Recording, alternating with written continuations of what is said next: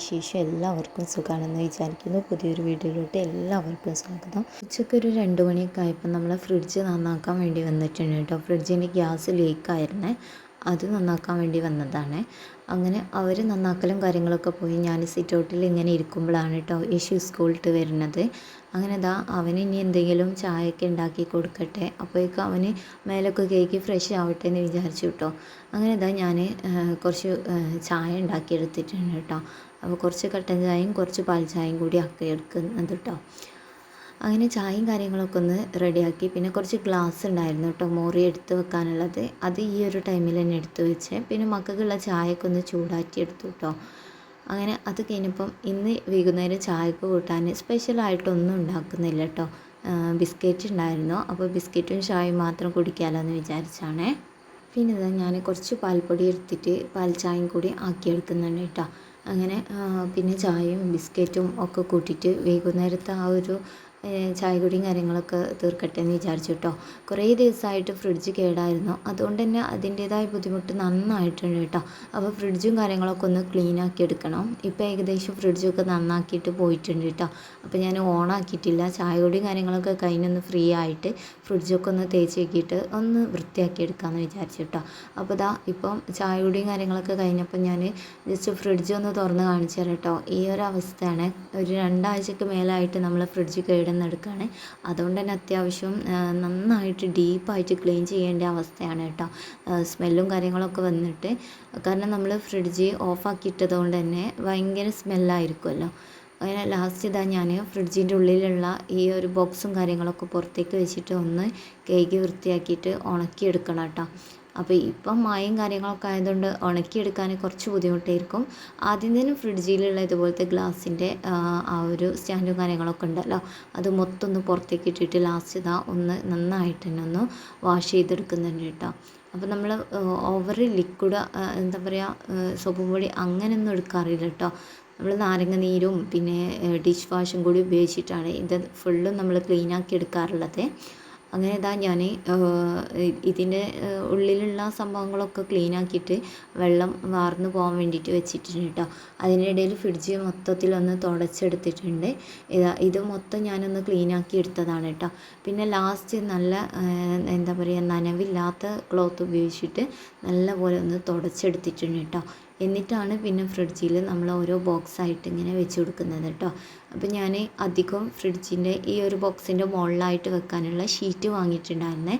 അതുകൊണ്ട് എനിക്ക് എന്താ പറയുക, ഫ്രിഡ്ജ് ഓവറായിട്ട് ക്ലീൻ ആക്കേണ്ടി വന്നിട്ടില്ല കേട്ടോ. കാരണം ആ ഒരു ഷീറ്റും കാര്യങ്ങളൊക്കെ ഉള്ളൂ കുറേ പൊടിയും കാര്യങ്ങളൊക്കെ ആയിട്ടുള്ളത് കേട്ടോ. അതുകൊണ്ട് തന്നെ അത് നന്നായിട്ടൊന്ന് എന്താ പറയുക, ക്ലീൻ ആക്കി എടുത്തിട്ടുണ്ട്. പിന്നെ ലാസ്റ്റ് നമ്മൾ ഫ്രിഡ്ജൊക്കെ നന്നാക്കിയതുകൊണ്ട് വെള്ളം അങ്ങോട്ടും ഇങ്ങോട്ടും ഒക്കെ ആയിട്ടുണ്ട് കേട്ടോ. അപ്പോൾ ഞാൻ ആ നിലം കൂടി ഒന്ന് തുടച്ചെടുക്കുകയാണേ. ഒരു 2-3 വട്ടം ആ വെള്ളമൊക്കെ ഒന്ന് തുടച്ചെടുത്താൽ തന്നെ നമ്മൾ ക്ലീൻ ആക്കിയത് കൊണ്ടുള്ള ആ ഒരു ഒരു വൃത്തികേടുണ്ടല്ലോ, അതൊക്കെ പോയി കിട്ടും കേട്ടോ.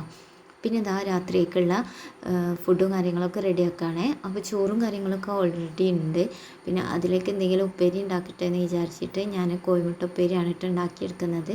അപ്പോൾ അതിൻ്റെ റെസിപ്പി കൂടി കാണിച്ചു തരാം. അപ്പോൾ കുറച്ച് വെളുത്തുള്ളിയും ചെറിയുള്ളി പിന്നെ വെല്ലുള്ളിയൊക്കെ എടുത്തിട്ടുണ്ട്. ഈ വെളുത്തുള്ളിയും ചെറിയുള്ളിയും എടുത്തിട്ടുള്ളത് നമുക്ക് കർമൂസ കറി ഒന്ന് വറവിട്ടെടുക്കാൻ വേണ്ടിയിട്ടാണ്. അങ്ങനെ ഇതിൻ്റെ തൊലിയൊക്കെ അപ്പാടെ തന്നെ ഞാൻ വേറെ പാത്രത്തിലേക്ക് മാറ്റിയെടുത്തിട്ടുണ്ട് കേട്ടോ.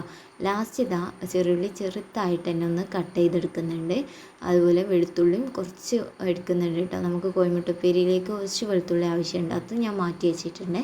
അങ്ങനെ പാൻ ചൂടായപ്പോൾ അതിലേക്ക് കുറച്ച് വെളിച്ചെണ്ണയും പിന്നെ നമ്മൾ അരിഞ്ഞു വെച്ചിട്ടുള്ള ചെറിയുള്ളി, വെളുത്തുള്ളി, കറിവേപ്പില ഇതൊക്കെ ഇട്ടിട്ട് നല്ല പോലെ തന്നെ ഒന്ന് മൂവിച്ചെടുക്കുന്നുണ്ട് കേട്ടോ. അതിൻ്റെ ഇടയിൽ കർമൂസ വെന്ത് വന്നപ്പം നല്ല രീതിയിൽ തന്നെ ഒന്ന് ഉടച്ചെടുക്കുകയാണേ.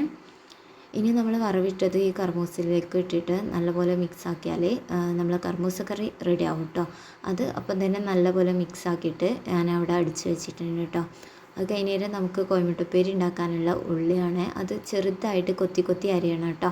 അങ്ങനെ അത് അരിഞ്ഞിട്ടുണ്ട്. വെളിച്ചെണ്ണ ചൂടായതിന് ശേഷം അതിലേക്ക് നേരത്തെ എടുത്ത സെയിം പാൻ തന്നെയാണ് എടുത്തിട്ടുള്ളത്. അതിലേക്ക് വെളുത്തുള്ളിയും ഈ വെല്ലുള്ളിയും കൂടി ചേർത്തിട്ട് നല്ലപോലെ വഴറ്റിയെടുക്കുന്നുണ്ട്. പിന്നെ ആവശ്യത്തിനുള്ള കറിവേപ്പില ചേർത്ത് കൊടുത്തു. ഇനി ഇതിലേക്ക് കുറച്ച് മസാലപ്പൊടി ചേർക്കുന്നുണ്ട്. കുറച്ച് മഞ്ഞൾപ്പൊടി, മുളക് പൊടി, കുറച്ച് കുരുമുളക് പൊടി കേട്ടോ. നല്ല ഓവറായിട്ടുള്ള എരിവൊന്നും ആവശ്യമില്ല കേട്ടോ ഈ ഒരു ഉപ്പേരിക്ക്. അങ്ങനെ അത് നല്ലപോലെ ഒന്ന് ഇളക്കി കൊടുത്തിട്ട് ലാസ്റ്റ് ഇതാ കുറച്ച് തക്കാളി സോസും കൂടി എടുക്കുന്നുണ്ട് കേട്ടോ.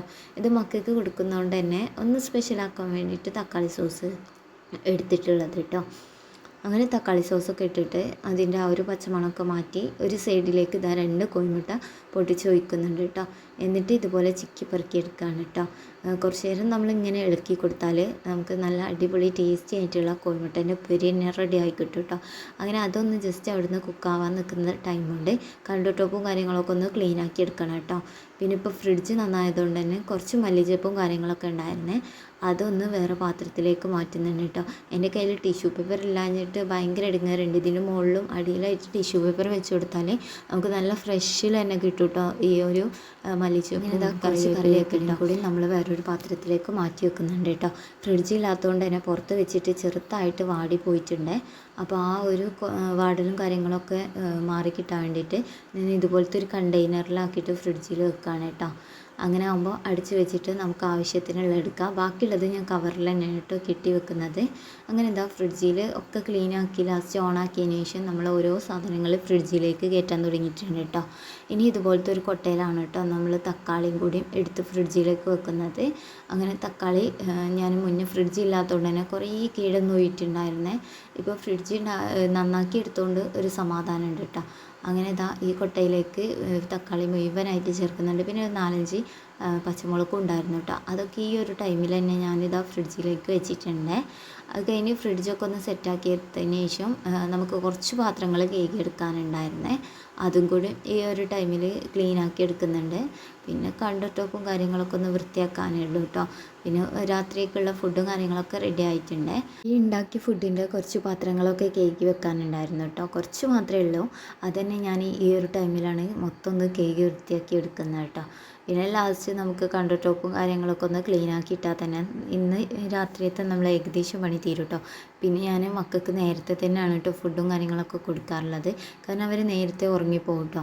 അതുകൊണ്ട് തന്നെ നേരത്തെ ഫുഡ് കൊടുത്താൽ പിന്നെ ഒരു സമാധാനം കേട്ടോ. പിന്നെ പഠനവും കാര്യങ്ങളൊക്കെ കഴിഞ്ഞ് പിന്നെ ഓരോരുത്തർക്ക് ഉറങ്ങിയാലും അത്ര വലിയ വിഷയം വരില്ല കേട്ടോ. അങ്ങനെ ഇതാ ഞാൻ ഈ ഒരു കൗണ്ടർ ടോപ്പും കാര്യങ്ങളൊക്കെ നന്നായിട്ട് തന്നെ തുടച്ച് ക്ലീൻ ആക്കി ഇട്ടിട്ടുണ്ട്. ലാസ്റ്റ് ഞാനിതാ മക്കൾക്കുള്ള ഫുഡും കാര്യങ്ങളൊക്കെ വിളമ്പിയിട്ടുണ്ട് കേട്ടോ. ഇത് നല്ല ടേസ്റ്റി ആയിട്ടുള്ള കോഴിമുട്ടപ്പേരിയും കർമൂസ കറിയാണ് കേട്ടോ. അപ്പോൾ ഇത് ട്രൈ ചെയ്ത് നോക്കേണ്ടി, എന്നിട്ട് അഭിപ്രായം കമൻറ്റ് ചെയ്യേണ്ടി. അപ്പോൾ പുതിയൊരു വീഡിയോ ആയിട്ട് കാണാം. അതുവരേക്കും ബൈ, അസ്സലാമു അലൈക്കും. Thank you for watching.